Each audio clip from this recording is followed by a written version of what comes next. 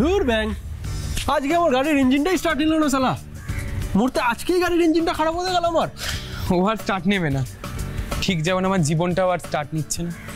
এই অয়ন, বেশ কিছুদিন ধরে দেখছি তুই প্রচুর নেগেটিভ কথাবার্তা বলছিস। এই কি হয়েছে রে তোর ভাই? সেরকম কিছু হয়নি রে ভাই, শুধু তোর বাইকের ইঞ্জিনের মতো আমার জীবনের ইঞ্জিনটা না হঠাৎ করে বন্ধ হয়ে গেছে। ভাই তোকে একটা কথা বলবো? বল। সবাই তো আমায় কিছু না কিছু বলছে, তুইও বা বাদ থাকবি কেন? বলে ফেল, তোর কি বলার আছে। দেখ ভাই, তোকে কে কি বলছে সেটা আমি জানি না, কিন্তু আমি তোকে বলবো তুই এই মেয়েটাকে ভুলে যা। ভুলে যা বললেই কি ভুলে যাওয়া যায় রে সুজয়? বিশেষ করে এমন একজন মানুষকে যাকে আমি আমার জান প্রাণ দিয়ে ভালোবেসেছি। জানি, সবই জানি, কিন্তু ও যে তোর সাথে আর থাকতে চায় না, তখন তুই কেন সেটাকে মেনে নিতে পারছিস না? মেনে নিতাম যদি ও ঠান্ডা মাথায় ভালোভাবে আমার সঙ্গে সম্পর্কটা শেষ করে দিত, কিন্তু ও যে ব্যবহারটা আমার সাথে করেছে। হ্যাঁ আয়ন, আমি তোমার সাথে আর কোনো সম্পর্ক রাখবো না। কিন্তু হঠাৎ কি এমন হলো যে তুমি এরকম একটা সিদ্ধান্ত নিয়ে নিলে? কারণ আমি চাই না কোনো নেশাখোর থার্ড ক্লাস ছেলের সাথে আমার নামটা জড়াক। নেশাখোর থার্ড ক্লাস ছেলে মানে? তুমি কি অস্বীকার করতে পারবে যে তুমি মদ গাঁজার নেশা ট্যাবলেট খাও না? এসব কি বলছো তুমি ডালিয়া? আমি নেশা করি? হ্যাঁ করো তো, নেশায় ডুবে থাকো। এসব কে বলেছে তোমায়? সে যেই বলে থাকুক। শোনো ডালিয়া শোনো, আমি সিগারেট খাই, সেটাও মাঝে মধ্যে। বিশ্বাস করো, আমি আজ পর্যন্ত কোনোদিন মদ ছুঁয়েও দেখিনি, আর গাঁজা নেশা ট্যাবলেট তো অনেক দূরের কথা। একদম মিথ্যে কথা বলবে না।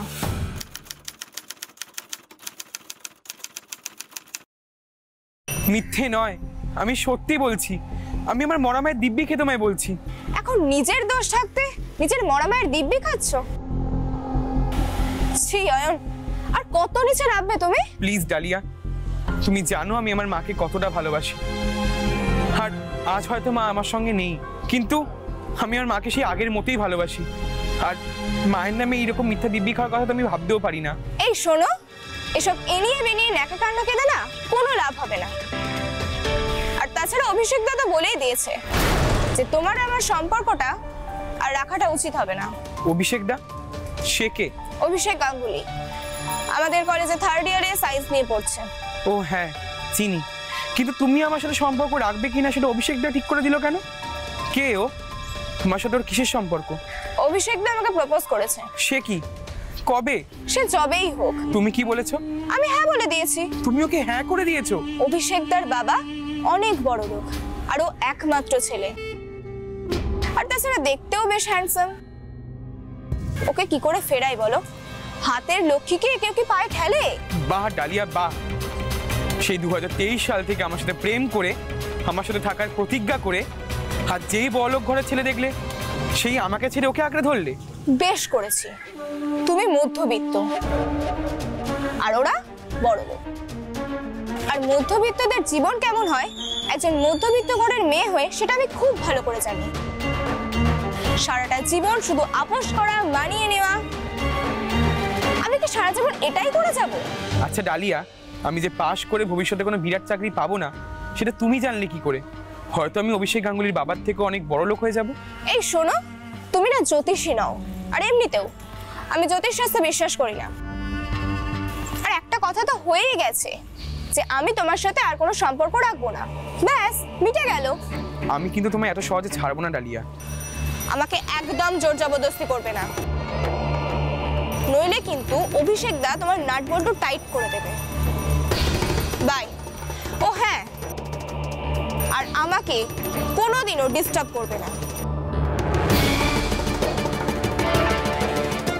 ডালিয়া যে এত অ্যাগ্রেসিভ, এত বেঈমান, এত লোভী, সেটা আমি কোনোদিন ভাবতেও পারিনি।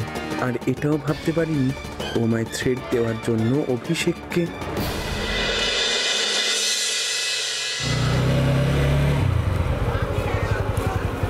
এই শোন,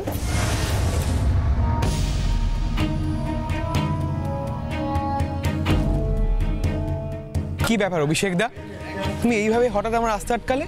তোর খুব তেল হয়েছে না? মানে? মানে একটাই, তোর ডানা গজিয়েছে বল। আর এই ডানা গজালে সেই ডানা কিভাবে ছাড়তে হয় এই অভিষেক গাঙ্গুলি না খুব ভালো মতো জানে। তুমি কি বলতে চাইছো বলো তো? বলতে চাইছি একটাই কথা, তুই ডালিয়ার পেছন ছেড়ে দে।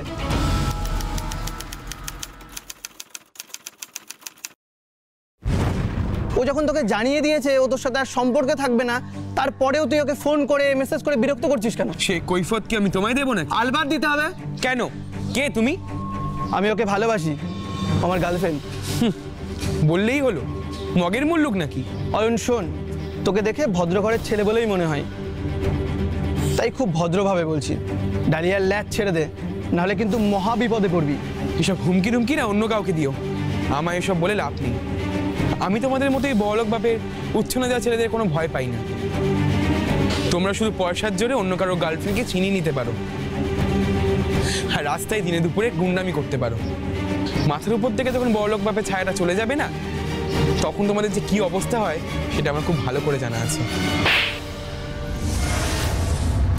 তুই কথাটা যখন বাপ পর্যন্ত টেনে নিয়ে গেলি না, তোকে একটা কথা পরিষ্কার জানিয়ে দিচ্ছি, আমার পেছনে লাগতে আসিস না। আমি কি করতে পারি আর কি না করতে পারি না জাস্ট তোর কোনো আইডিয়া নেই।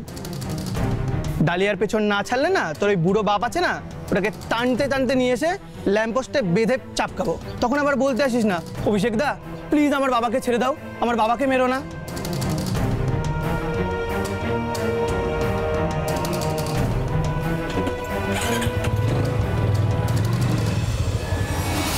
সে কি, অভিষেক তোকে রাস্তায় ধরে হুমকি দিয়েছে, চড় মেরেছে? এই কবে মেরেছে?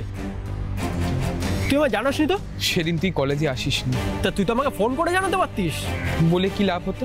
ক্লাব থেকে ছেলে নিয়ে গিয়ে না ওই অভিষেককে রাস্তায় ফেলে উদুম খেলাতাম। না সুজয়, এসব করলে অশান্তি আরো বাড়তো।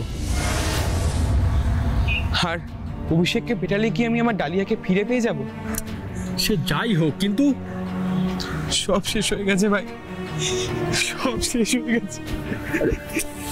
ভাই স্টেডিয়াম স্টেডিয়াম, কাঁদিস না কাঁদিস না কাঁদিস না, চ তুই আয় আমার সাথে, তুই আয়। তার মানে অয়নের রিসেন্টলি ব্রেকআপ হয়েছিল তাই তো? হ্যাঁ স্যার, আর সেই জন্যই অয়ন খুব ডিপ্রেশনে থাকতো। কিন্তু কিন্তু কিন্তু কি? কিন্তু সেই কারণে অয়ন সুইসাইড করবে এটা আমি ঠিক বিশ্বাস করি না স্যার। কেন বিশ্বাস না করার কারণটা কি? অয়ন খুব হাসি খুশি ছেলে ছিল স্যার, ওর মধ্যে প্রচণ্ড লাইফ ছিল। ওর মা ডেঙ্গুতে মারা যাওয়ার পর ও মনে মনে কষ্ট পেলেও আস্তে আস্তে ঠিক নিজেকে সামলে নিয়েছিল। ওর বাবা আর বোনকে প্রচণ্ড ভালোবাসতো। কাকু আর টিনাকে ছেড়ে ও এত বড় একটা ডিসিশন নেবে এটা আমি ঠিক বিশ্বাস করি না স্যার।